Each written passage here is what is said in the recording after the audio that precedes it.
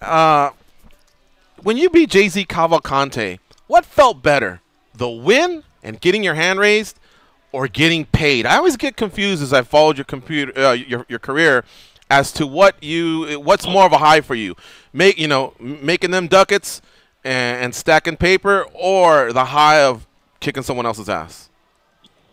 Well, for that particular fight, it sure wasn't about the money, but you know what I'm saying, I'm a prize fighter. I love to fight for money, man. I feel like every fighter in the world should be able to live like Floyd Mayweather. You know what I'm saying? That's my, I love Floyd as a boxer. I love him as a businessman. I've had chances of meeting him personally because I trained with his uncle for a little bit out in Vegas.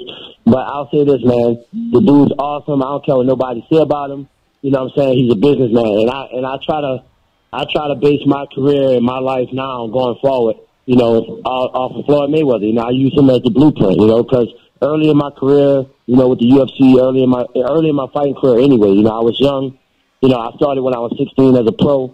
I came from a home where I wasn't poor, but I had brothers and sisters, and I had lots of them, you know what I'm saying? So my parents, they couldn't afford to give me the best of everything, you know what I'm saying? And when I turned 14 was when I had my first job. I was already still fighting amateur.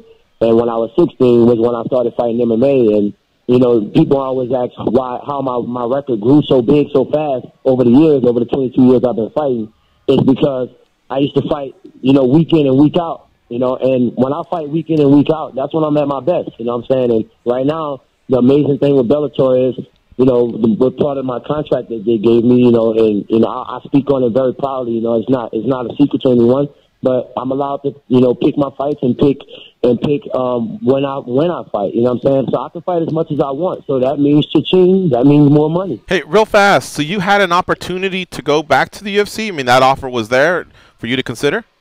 I always had an opportunity. I mean, the UFC, when I talked to Dana, I talked to Dana, when I got released. My release was really finalized by Joe Silva. It wasn't Dana. It wasn't Mr. Lorenzo. And Dana was like, hey, kid, I hate to see you go, but, it was Joe Silva's decision. We can't step on his toes, pretty much. I was like, no problem. I said, no problem. It's cool, bro. And he was like, just go out and win 2 fights and you can come right back. That's been since day one. That was before I even signed with World Series. You know what I'm saying? So, the offer was always there. But I was at the point in my career, like, around that time when I got released, I was like, man, maybe I should just try something else in life. Maybe I should go, try to work a regular job. Man, that was like the dumbest fucking thing I could have ever thought in my life to do. Man, working regular jobs for people that, being your own boss for 22 years and then going to take orders from people that's beneath you. That was the hardest part. And I was like, you know what? Nope, I don't want this life. I want to go back to fighting.